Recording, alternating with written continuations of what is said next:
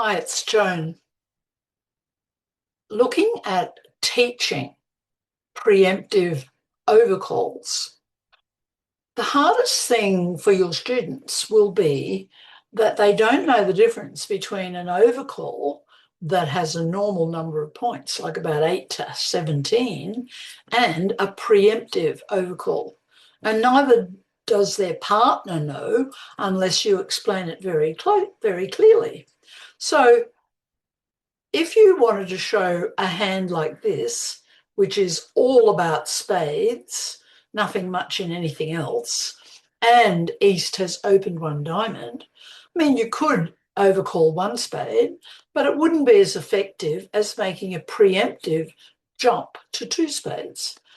Don't let students think that jumping means a better hand. It's the very opposite, because a normal overcall of one spade could be a very strong hand.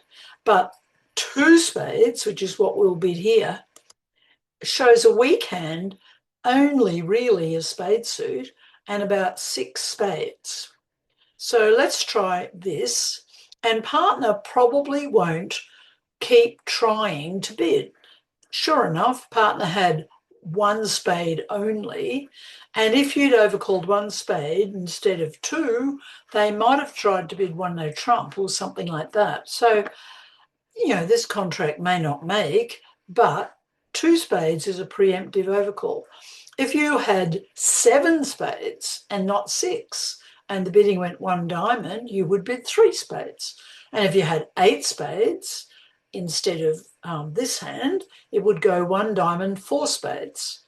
But to show a good overcall with, say, 13, 14 points and six spades, the way to do it is that you would bid one spade first, and then as the bidding went round, hopefully went round, you would then come back and bid two spades and three spades. Preemptively is jumping in the first place. So it's very important to show your students this difference. Well, will we make this hand? We've got to make 8 tricks. We've got 2 diamond losers. Clubs are awful. We don't know where the king, jack, 10 is. We know that the hand on our right, I'm just re-clicking on the bidding, opened one diamond, so they'll have points. We've got 1 spade loser. We hope not to have 2 heart losers, but we don't know where the ace is. So we'll just have to do our best and approach trumps as soon as we can. So that sets up our queen of diamonds as a winner, which is good. What to do now? I think we should discard. Let's discard a club. Oh, good. We're winning the queen of diamonds. They didn't trump. Let's play spades as soon as we can.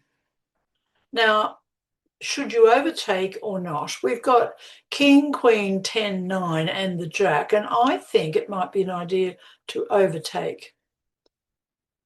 Now, they're returning a spade, which won't do them any good. Not sure why the defence are doing that. We win that. Play the queen of spades. And we find that they were 3-3 all along, so that's good. Now let's test the hearts. We don't want to touch clubs because we've got a loser. So let's see where the ace of hearts is. Oops, it's in the west hand. That's good because it means our king is set up. We expect to lose a club. Yes, sure enough, we lose, but that's all we're going to lose. They're returning a diamond. Doesn't matter, we trump. And all the spades are good. And we have a heart over to the king, ace of clubs,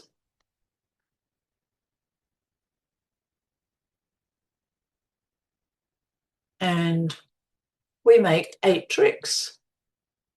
So it is important to explain the difference between an ordinary overcall and a preemptive overcall. Joan Butts Bridge will be able now to supply PBN files for teachers who are members and who would like to use these hands for lessons. Previously, you had to make up the cards or produce deal records for your students, but we are now able to offer you PBN files that will feed straight into the dealing machine, saving you a lot of time. So all the best with your teaching.